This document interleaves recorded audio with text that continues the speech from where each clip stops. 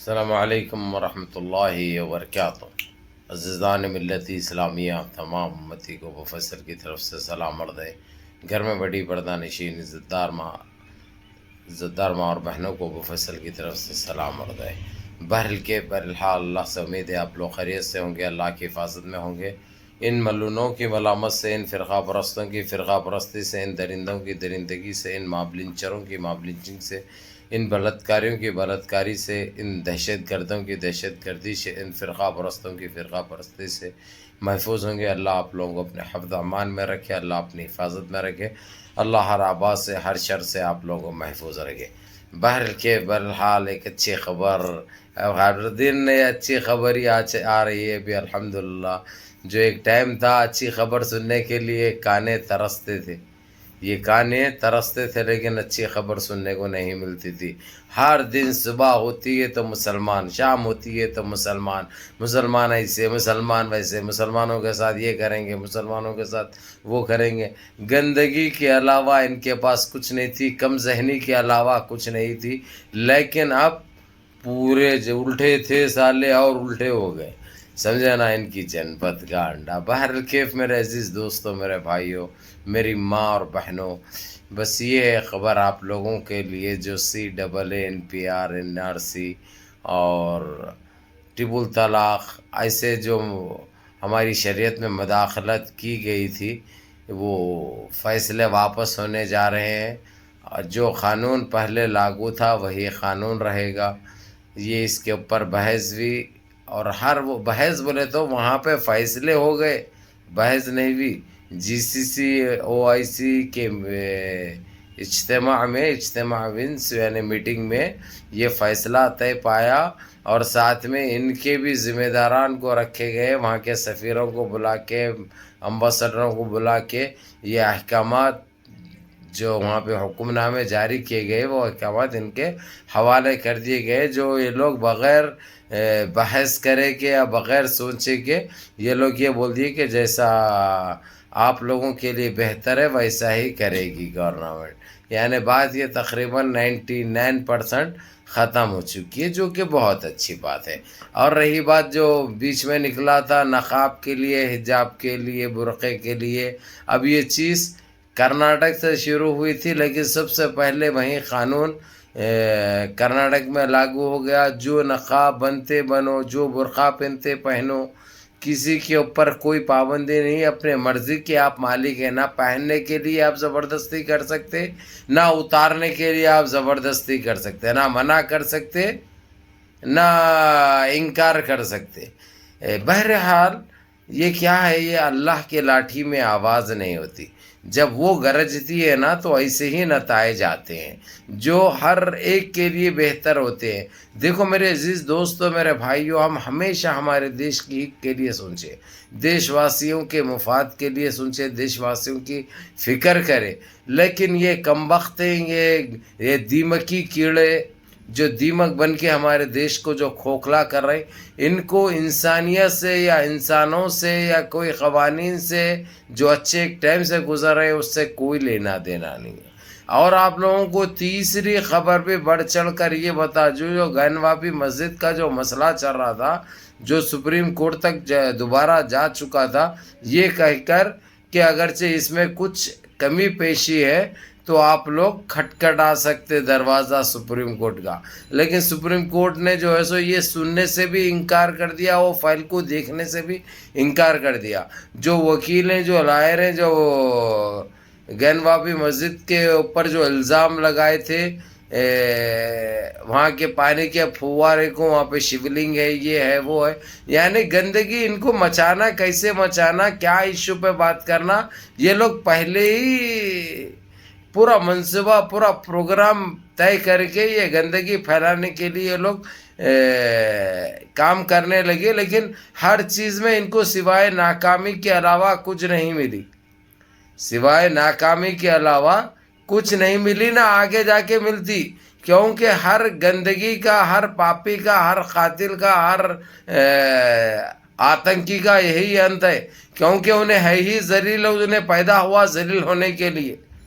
لیکن انہوں اپنی اچھی خاصی ایک وہ کھیلے، سمجھے نا،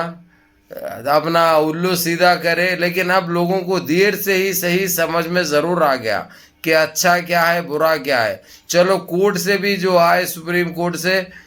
پہلے غلط فیصلے ہوئے، لیکن ان 2-3 مہینوں کا میں حوالہ دوں گا، جو کہ یہ بات انٹرنیشنل کورٹ بھی کہہ چکی ہے، جو سپریم کورٹ جو فیصلے کر رہا ہے بھارت میں وہ بہت زبردست ہے اور حق بجانب اور صحیح فیصلے کر رہے ہیں۔ یعنی جب اچھا کرو گے تو ساری دنیا تمہاری تعریف بھی کرے گی، تائید بھی کرے گی، سپورٹ بھی کرے گی۔ تم غلط کریں گے تو وہ تو سامنے سب کے آ جائے گا، کیونکہ سب چاول کھاتے ہیں، روٹی کھاتے ہیں، پانی پیتے ہیں۔ اب کھانے والے جو ہے سو ٹٹی بھی کھاتے ہیں، موتر بھی پیتے، لیکن سارے تو نہیں کر سکتے نا بھائی یہ چیز۔ نوز باللہ ہم لعنت بھیجتے ہیں نا،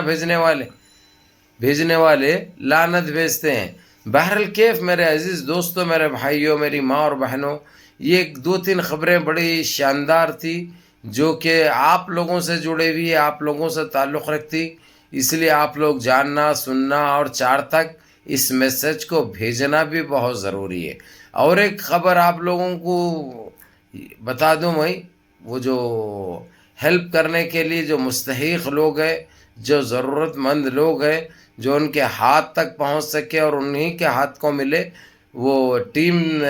تو جو تشکیل دی تھی میں ناموں کے ساتھ آپ لوگوں کو بتا دیا تھا، وہ لوگ کب نکل رہے ہیں یہ بھی بتا دیا تھا، لیکن اب وہ لوگوں کا کچھ پروگرام چینج ہوا، یعنی جو پہلے بتائے تھے وہ لوگ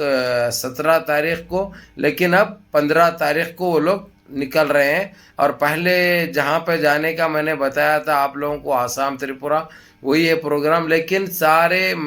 مثال کے طور پہ جو 37 آدمی کا جو گروپ آ رہا ہے وہ لوگوں کا، یہ ایک جگہ نہیں رہے گا، وہ کوئی مدھیہ پردیش بھی جائیں گے، کوئی جموں کشمیر بھی جائیں گے، کوئی آسام جائیں گے، کوئی تریپورہ جائیں گے،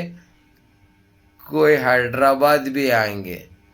سمجھے؟ تو میرے عزیز دوستو، میرے بھائیو، بہرحال آپ لوگوں کے لیے جو آپ لوگ جو دعائیں کرتے ہیں، جو نمازیں پڑھتے ہیں،